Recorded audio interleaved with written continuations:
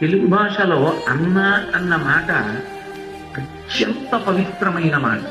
అన్నయ్య అని చెల్లిని పిలుస్తుంటే చలాయ్ చలాయ్ అని అన్నయ్య అన్నప్పుడు ఆ ఇద్దరి మధ్య ఉండేటటువంటి అనుబంధం, ఆ ప్రేమ, ఆ మాధుర్యం పరమాద్భుతం.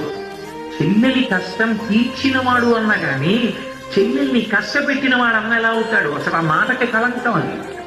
నువ్వు అలా ప్రవర్తించకూడదు. కాబట్టి ఓ ఇంటికి అక్క చెల్లెలు వచ్చింది అంటే ఆమె మనసు గాయపరచకుండా నువ్వు ఏమిచ్చావన్నది చూడదు ఆడపిల్ల. ఒక 100 రూపాయలు నేత చీర పెట్టిన ఆమె తన అత్తవారింటి నుంచి 10,000 రూపాయల చీర కట్టుకుని వచ్చినా మా అన్నయ్య పెట్టాడు, మా నాన్నగారు పెట్టారు అని ఎంతో సంతోషంతో పెట్టిన చీర కట్టుకుని వెళ్ళిపోతుంది. ఇది నా గుండె లోతుల్లోంచి వస్తున్న మాట. ఆడపిల్ల లేని ఇల్లు పరిపూర్ణమైన ఇల్లులా నాకు అనిపించదు.